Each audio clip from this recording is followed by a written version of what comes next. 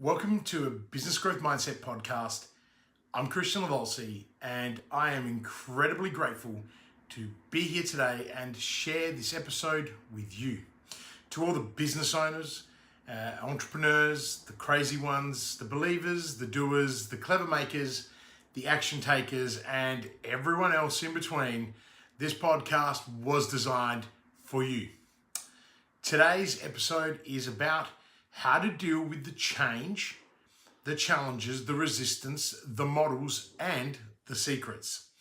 During challenging times, we are all faced with the consequences that come with change, our fixed mindset and resistance. So stay tuned and listen up, because today I'm going to provide you with knowledge on winning the hearts and minds of people.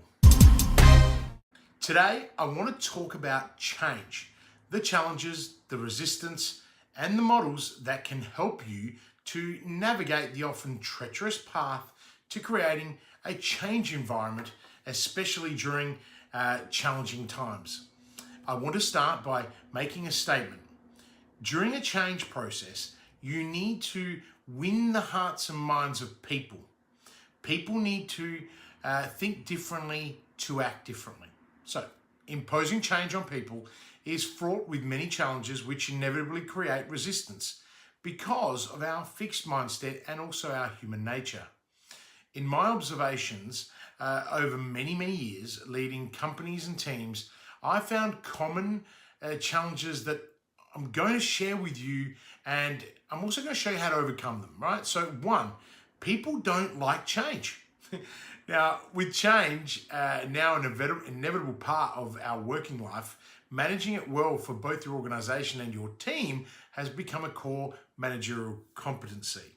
But for many people, including us, change means uncertainty, anxiety, and stress. The first thing to do is identify what it is that you don't like and then decide your approach. Number two, people don't understand the change itself. So change is such an all-encompassing word. It can mean changing a policy, restructuring a team, moving office, a change in leadership, or even taking a whole new direction.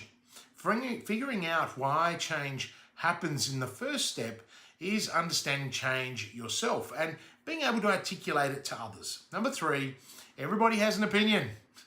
Most leaders promote organizational benefits when communicating change to staff, but not everyone judges the impact of things through organizational perspectives. Now, naturally, people look at change and how they affect them at a personal level, and so you can get different reactions to change. To manage this successfully, it's essential to reflect on how individuals in the organizations will react or respond to your change announcements.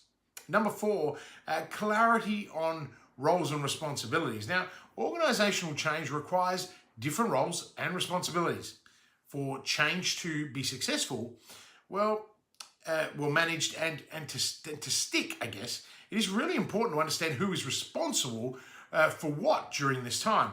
From there, you can begin to diagnose what you can do to support your teams, your colleagues, and even your bosses.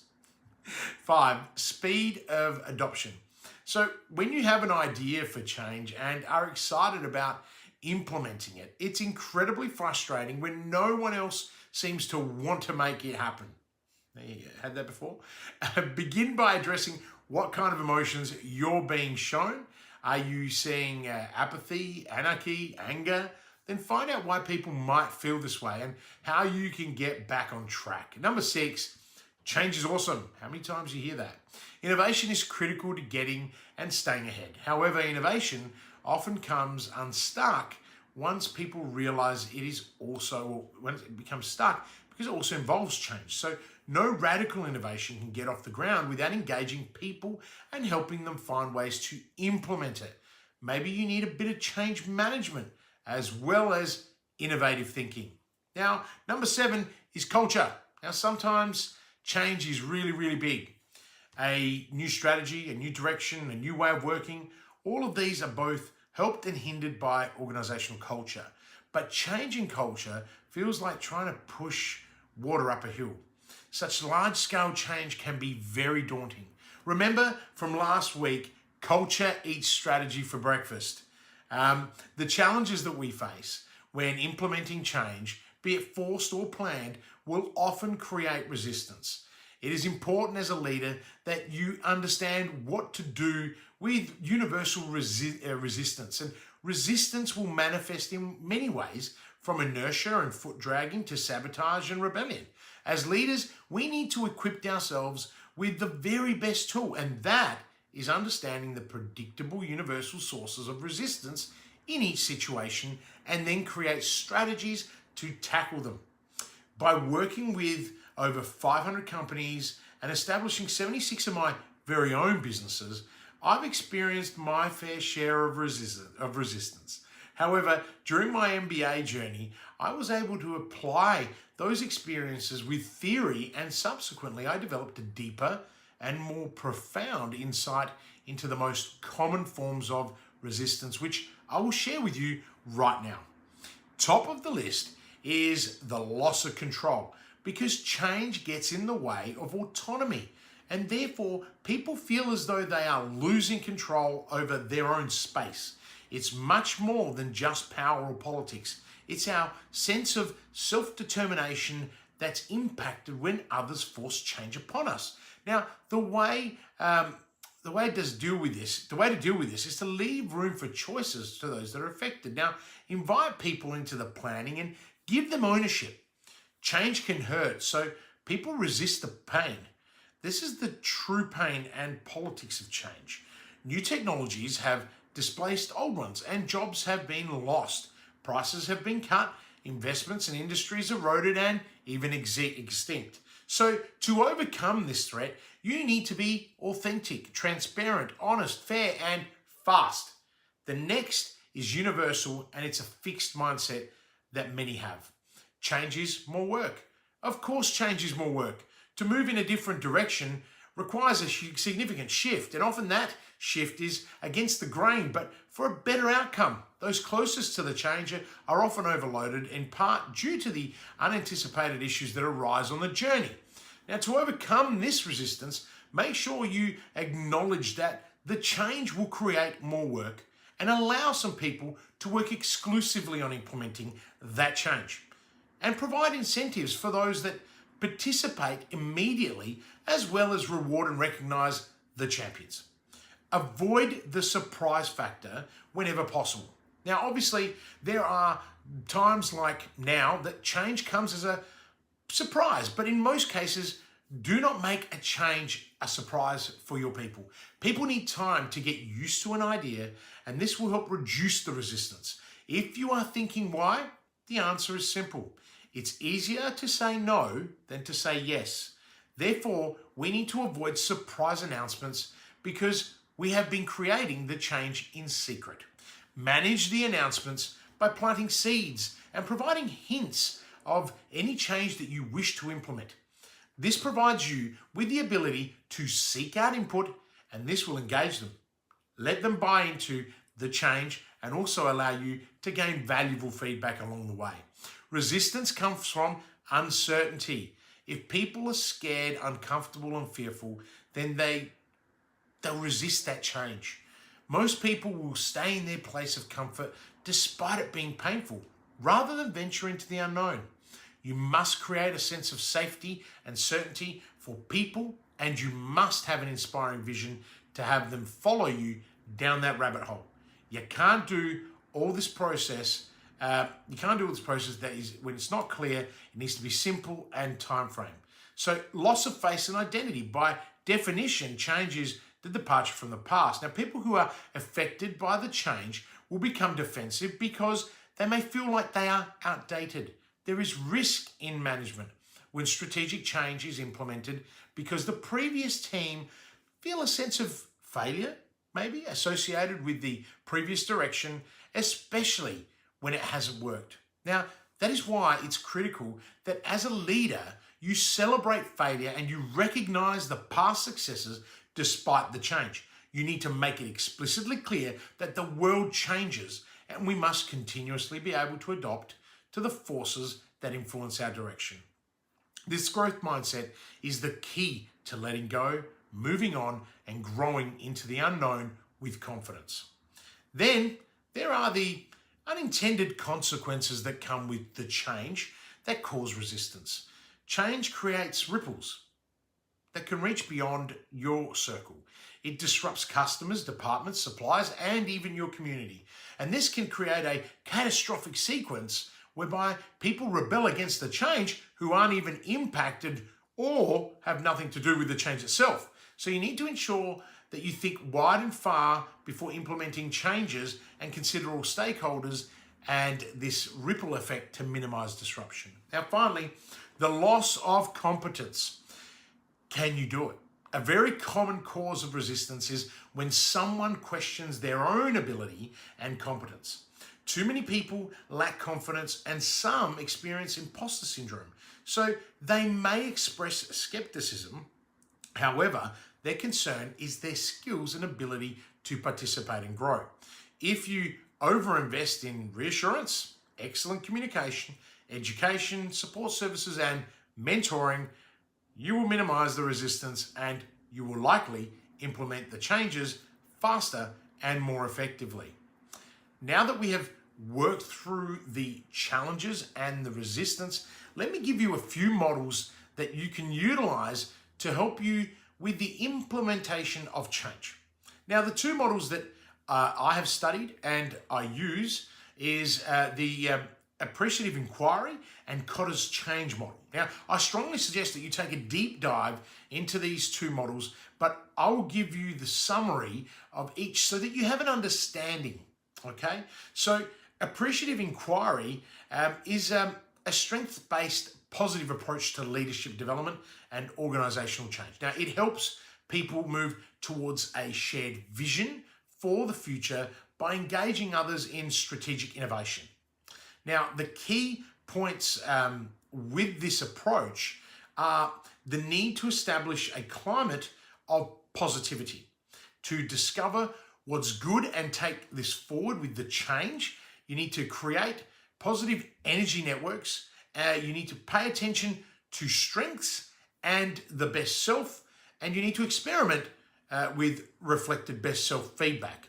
Now, Kotter's change model is a world-leading 8-step process for leading change. The 8 steps are increased urgency, create a guiding coalition, which is essentially identifying your champions, get the vision right, communicate for buying, empower action, create short-term wins, consolidate gains, and don't let up.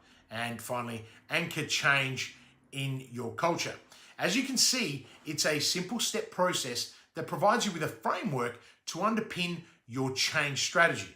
It's a personal favorite of mine and has helped me immensely since discovering it during my MBA journey. In challenging times where change is forced, it's imperative that we must win the hearts and minds of people for the change to be successful. Now, ensuring that as many people as possible understand and accept vision is absolutely fundamental. Gaining an understanding and a commitment to a new direction is never an easy task, especially in complex organizations and in our community. So under-communication and inconsistency are rampant and both create stalled transformations. Most companies under-communicate their vision by at least a factor of 10. A single memo announcing changes or even a series of speeches by the chairman and any executive members of the team will never be enough. To be effective, the vision must be communicated in hour-by-hour activities. Refer to the vision in emails, in meetings, in presentations. Make it a prerequisite to communicate it anywhere and everywhere. Use every effective communication channel possible to broadcast your vision. Turn boring and unread company newsletters into lively articles about your vision. Turn ritualistic and tedious quarterly meetings into exciting discussions about transformation.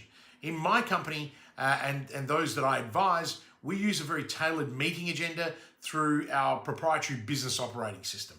It reminds us and guides us like a one-page strategic plan. We are laser focused through change and in crisis. Now, throw out generic education programs and replace them with sessions that focus on business problems and the new vision, which is now the new normal, right? So in communicating the change or transformation, there are some things that you need to keep in mind. The vision must always be simple. Now, no techno babble or jargon. It's got to be vivid, right? A verbal picture is worth 1,000 words. Use metaphors, analogies, and examples. It must be repeatable. Ideas should be able to be spread by anyone to anyone and invitational. Two-way communication is always more powerful than one-way communication. In pursuit of simplicity, fewer words are often better. As an example, we created this vision for one of my clients specifically for this crisis. And it is through people and innovation we change lives. Now remember, actions speak louder than words. Even more important than what is said is what is done. Leaders who transform their organizations walk the talk. I urge you to seek to become a living example of your new corporate culture that the vision aspires to. Nothing undermines a communication program more quickly than inconsistent actions by leaders. Nothing speaks as powerfully as someone who is backing up their words with their behavior. When an entire team starts behaving differently and embodies the change they want to see, it sends a powerful message to the entire organization and to the community. These actions increase motivation, inspire confidence, and decrease cynicism. Another critical factor is empowering broad-based action by removing as many boundaries as possible and unleashing people to do their best work at times. At times, our internal structures can be at odds with the change vision. So, for example, we can claim to be customer focused, but find that our structures fragment resources and responsibilities for products and services. We can claim to want to create more local responsiveness, yet we have layers of management that second guess and criticize regional decisions. We can claim to want to increase productivity and become a low-cost producer, but have huge staff groups that constantly initiate costly procedures and programs. The list is endless. Many times, these are the most difficult barriers to get past because they are part of the internal structure of a company. Now, realigning incentives and performance appraisals to reflect the change vision can have a profound effect on the ability to accomplish the change vision. However, you alone cannot change all this by working alone, okay? Another barrier to effective change can be troublesome people. Individuals have dozens of interrelated habits that add up to styles that inhibits change. They may not actively undermine the effort, but they are simply not wired to go along with what change is required. To overcome these people, we as change agents must conform or confront them with honest dialogue. And remember, we must become the change that we want to see in our organization. And finally, you cannot do it without a network. Now, you are our network for change. You, that's right, you. That's right, you, and I'm going to say it again because you listening to this message, because you are an influencer within your own very big or small circle. Now, you have more power than you know. You have the power to change and create change. People are hardwired to avoid risky situations when feeling relatively secure and to fight frantically when feeling threatened.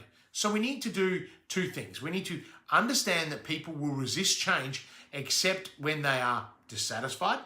And we need to realize that people will act and think creatively when given space, safety, and support. Now, the key for leaders and ourselves is to be aware of the challenges and the resistance so that we can become that change. The change will always be uncomfortable. Therefore, we need to minimize the discomfort. Not everyone will conform, and for those, it's much better for everyone that they are cut sooner rather than later. Now, the promise of change for everyone is rarely possible. Diagnosing the sources of resistance and knowing the challenges that you will face in advance allows you to develop strategies to maintain the change you wish to establish. If you love today's podcast and are enjoying the series, please take a minute to rate it and provide a review. This helps others know that the content I'm sharing is valuable, but also it inspires me to share more content with you.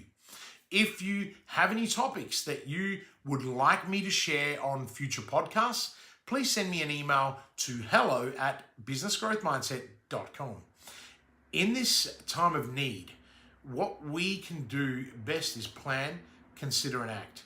To be able to do so, we need to have a clear vision and purpose so that we can build our own resilience and that of our teams, allowing us to endure and persevere.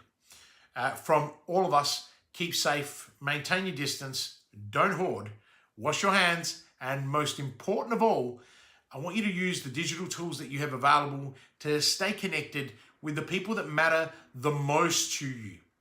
Host a daily Zoom coffee or a Zoom Friday drinks session with your friends and family. We must care for our most vulnerable and ensure they are not exposed unnecessarily. Please listen to the government and the medical advice, but remember, you have a mind of your own, and so you can make tougher choices for you and your family if you choose to. Please take care during this time. Be kind, be compassionate, be considerate, and above all, be calm. And as always, live with purpose.